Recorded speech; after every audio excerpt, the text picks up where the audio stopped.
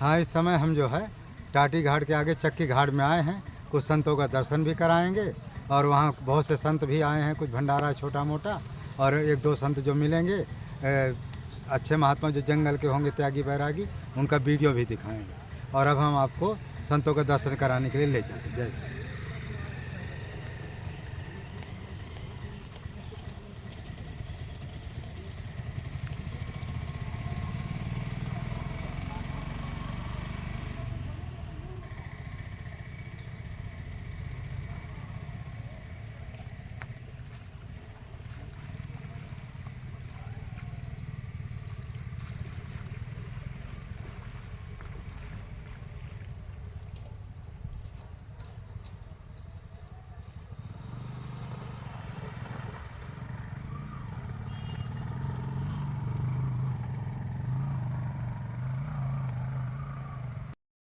बोलो। हाँ, इस समय हम जो है चित्रकूट धाम के टाटी घाट जो है क्षेत्र है, जहाँ पर अच्छे अच्छे महात्मा रहते, गुप्त संत हैं या सिद्ध महात्मा हैं या तपस्वी महात्मा हैं या जो बीहड़ बीहड़ जंगलों में रहते हैं, जिनके बारे में आप लोगों को तो बस मुश्किल है, हम लोग पता नहीं क्या चित्रकूट में रहते हैं। जब कहीं जाते हैं तो कोई ना कोई महात्मा बता भी देते, और नहीं बताते तो पूरा चित्रकूट तो हमारा घूमा टहला है। तो कहते पग पग जो हमारा, उसमें जब कोल मवैया जो है गए भगवान से पूछे, सर ने जय वन कंदर खूहा, हाँ, तू हमारा सब पग पग जूहा, जहाँ तय तुम्हें अहीर खिलाऊं, सर निर्झर के ठाव दिखाऊं। कहाँ झरना है, कहाँ क्या है, कहाँ पे रुकने की व्यवस्था, कहाँ आराम करने की, कहाँ कौन सी जानवर मिलेंगी, जहाँ तहाँ तुमको अहीर माने शिकार खिलाएंगे। भगवान राम जी से कह दी थी वहाँ के कुल मवैया लोग। तो उसी तरह से हम लोग चित्रकूट में रहते हैं। तो ये जितना जंगल है हमारा पग पग जो है, सब पता है कि कौन महात्मा कहाँ है। अधिकतर महात्माओं के बारे में हमको जानकारी है, कितने दिन से महात्मा रह रहे हैं, और नहीं भी तो एक दूसरे को बता भी देते हैं। इस तरह जंगल में महात्मा रहते हैं। कुछ ऐसे भी महात्मा रहते हैं, कोई पेड़ के नीचे रह रहा, अपना जंगल में पड़ा है महात्मा, अपना भजन कर रहा है। तो कुछ महात्मा झोपड़ी में कुछ देर तक रहेंगे, और मन करेगा किसी जंगल में पेड़ के नीचे चले गए, अपना ध्यान मस्त है, समाधि में लीन है, ध्यान में है। इस तरह से जंगल में महात्मा रहते हैं। उनका दर्शन दुर्लभ नहीं, अति दुर्लभ है, क्योंकि जो अच्छे महात्मा होते हैं तो किसी बाहर भीड़ भाड़ उनको पसंद नहीं है। जब हम भी टाटी घाट में थे तो महाराज जी 21 महीना तक टाटी घाट से हमारा जानकीकुंड जाने को मन नहीं करता था। अच्छा, उस समय क्या है, एक हम लोगों के पास जड़ी थी। जड़ी क्या थी, ये आपका नीम है ना, नीम का जो अतर छाल होती है, उस अतर छाल को कोई 41 दिन तक पी ले तो कैसी भी माने बुखार है ना, बुखार, निमोनिया और ये टाइफाइड, महाराज जी वो खून बदल देता है ना पूरा, तो कोई भी जो है मलेरिया बुखार नहीं होता है। तो उस समय में महीना में साल में एक बार उसका नियम का पालन करते थे, 41 दिन तक उसको पी लेते थे। अच्छा, उसमें करना कुछ नहीं आपको, जब मोटी जो है नीम हो उसकी अतर छाल को निकालिए, छोटे छोटे टुकड़े करिए, और छोटे छोटे टुकड़े के बाद उसको सुखा लीजिए।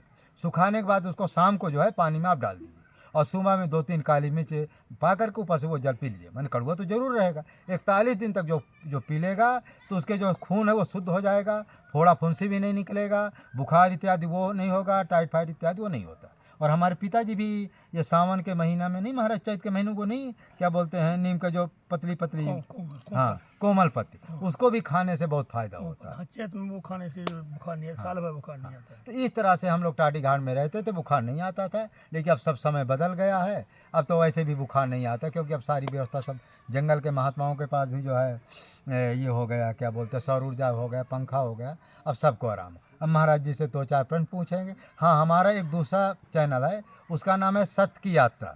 उस चैनल में जो है माने काफ़ी जो है रामदास महाराज जी के वीडियो पड़े हैं, कम से कम 2 घंटे के वीडियो पड़े, जो आप लोग बार बार हमसे कहते हैं कि रामदास जी का वीडियो डालिए, रामदास जी का वीडियो डालें। उसमें कम 2 घंटे के वीडियो पड़े हैं, कोई भी निकाल करके आप लोग देख सकते हैं। फिर हमारा एक लक्ष्य रहता है, जंगल के जो महात्मा हैं उनको जो है आटा है, दाल है, चावल कल भी बांटे थे, और अब तो माने नित्य हमारा नियम है कि जहाँ भी जाएंगे जो जंगल के महात्मा मिलेंगे, आटा है, दाल है, चावल है, साग सब्जी है, कंबल है, जो भी सामान, आलू साग सब्जी, सबको देना है, और आप लोगों के सहयोग से हो रहा है। अब महाराज जी से कुछ छोटे मोटे प्रश्न पूछेंगे, जो आप लोगों ने प्रश्न पूछने को कहा है। महाराज जी पहले अपना नाम बताएं। नाम तो आप कई बार बता चुके हैं।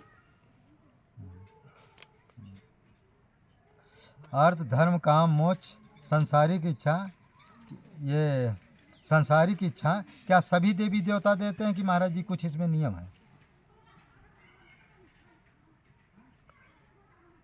ऐसा है, ये 4 पदार्थ हैं, अर्थ धर्म काम मोक्ष।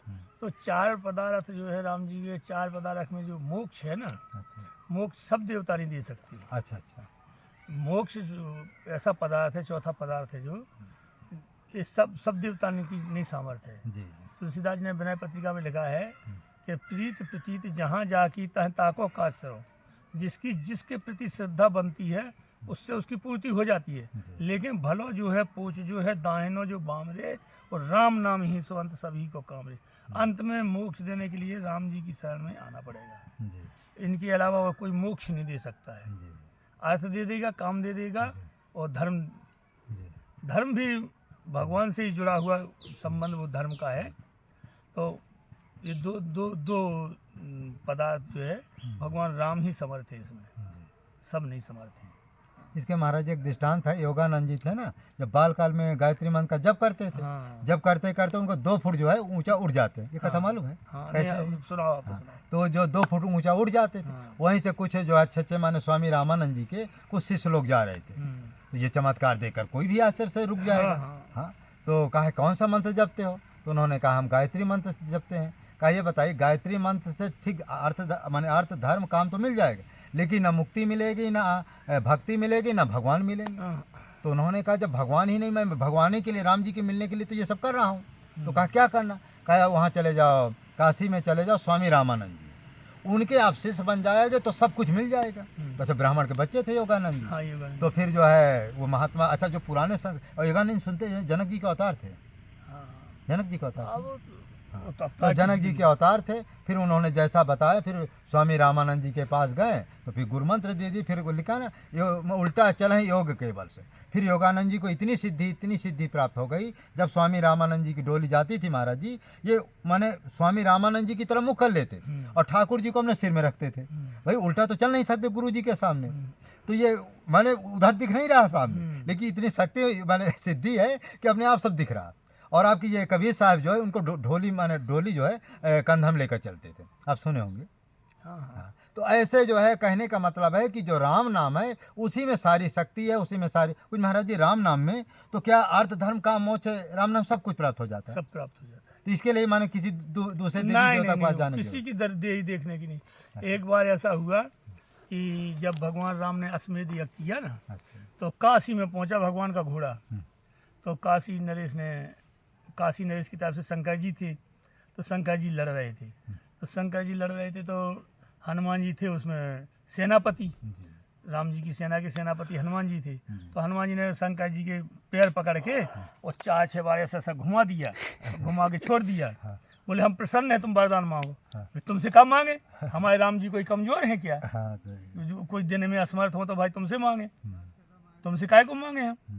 तो मतलब इस प्रकार की आती है। भगवान राम तो सर्व समर्थ है। राम में तो सारा संसार समाया ही है, उनसे कोई अलग नहीं है। तो ये महाराज राम का जो ये इसके थोड़ा संधि विच्छेद, रा से रकार, मा से मकार, इसका थोड़ा विस्तार में कुछ बताइए। देखो जैसे ओम होता है ना जी, आ उ और मा जी 3 अक्षर होता है। इसी इसमें होता है र आ और मा।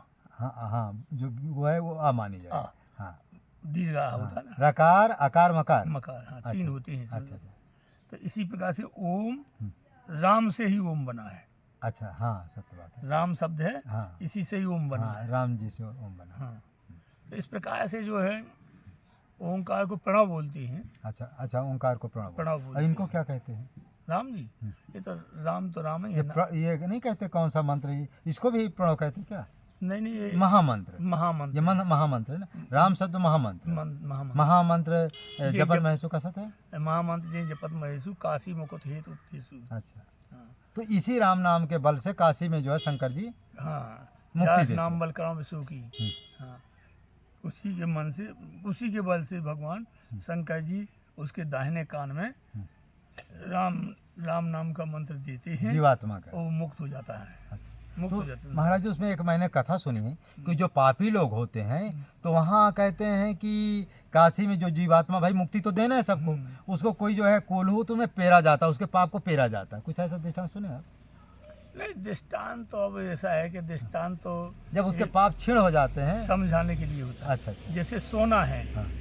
अब सोना शुद्ध सोना है अच्छा तो उसको एक आध बार गला करके उसमें एसिड दे करके उसको साफ कर देती है। अच्छा। और जिसमें ज़्यादा मिलावट होती है हाँ। तो उसको कई बार गला के फिर उसमें एसिड दिया जाता है, फिर गलाया तो उसमें कई तत्व मिले होते हैं। हाँ। जैसे तांबा मिला है। हाँ। अब तांबा जो है, जैसे कांसा मिला दिया सोने में, तो कांसे में कम से कम 8 धातुएं मिलकर के कांसा बनता है। अच्छा अच्छा। तांबा होता है, उसमें जस्ता होता है, उसमें लेड भी होता है, और तांबा पीतल भी होता है, वो पीतल भी बनता है जैसी मिल से।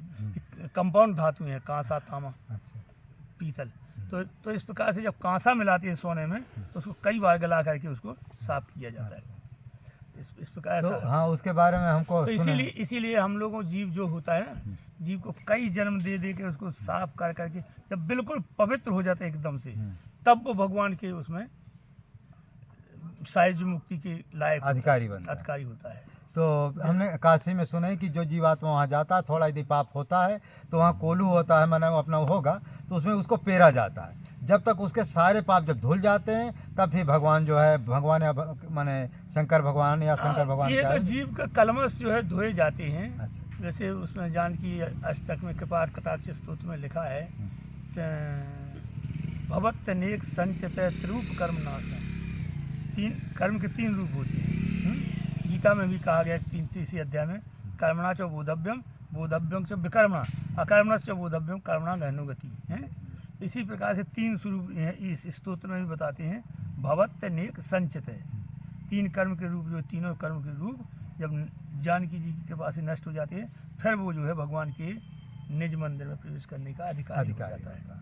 तो जब तक उसके कर्म पड़े रहते हैं तब तक वो मुक्त नहीं होता है। वो फिर बार बार आता है, भुगता है, फिर उसको धीरे धीरे वो अपने सारे पड़े हुए कर्मों को भोग करके और उनको पवित्र होकर के, उनसे निमित्त होकर के फिर वो मुक्त हो जाता है। और तो मुक्त हुआ जीव फिर लौट के नहीं आता। हाँ, फिर लौट के नहीं है।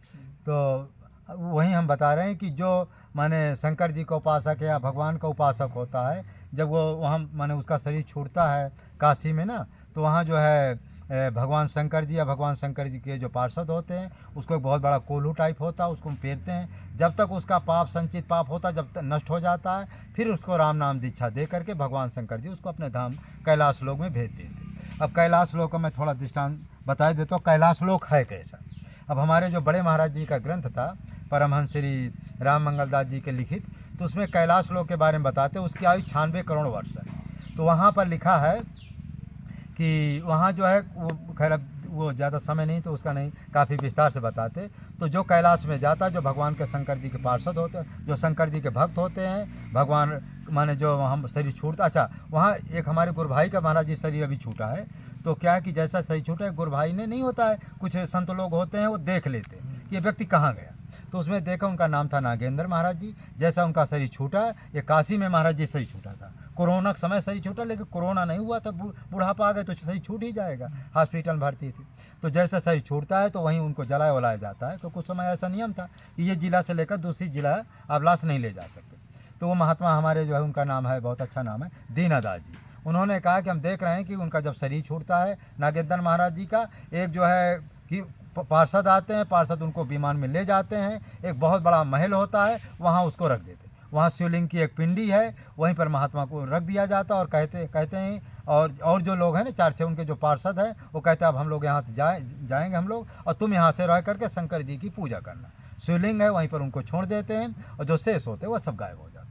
तो यही कहने का मतलब है, जो भगवान का जो सच्चा भक्त होता है, यदि काशी में उसका शरीर छूटा है तो भगवान शंकर जी की, अच्छा पुण्यात्मा है तो कुछ करने की जरूरत नहीं, सीधा डायरेक्ट पहुंच जाएगा। और जो पापी जीवात्मा होते हैं उनके लिए क्या है, वहाँ का नियम है कि भाई जो 5 किलोमीटर महाराज जो शरीर छोड़ेगा, कहते हैं शंकर जी उसको राम नाम सुनाकर मुक्ति देने का अधिकारी मानते हैं। फिर वहीं कोल्हू उसको पेरा जाता है, पेरते पेरते जब उसका पाप क्षीण हो जाता है, नष्ट हो जाता है, फिर कैलाश लोक में अपने भेज देते हैं, इस तरह से। तो लेकिन हाँ, जब वो 5 किलोमीटर के अंदर जब वो मरेगा तभी वो गति होती है, और जगह नहीं। और कुछ लोग महाराज जी से बाहर लेकर वहाँ जलाते हैं, क्या उसका कुछ महिमा होगा?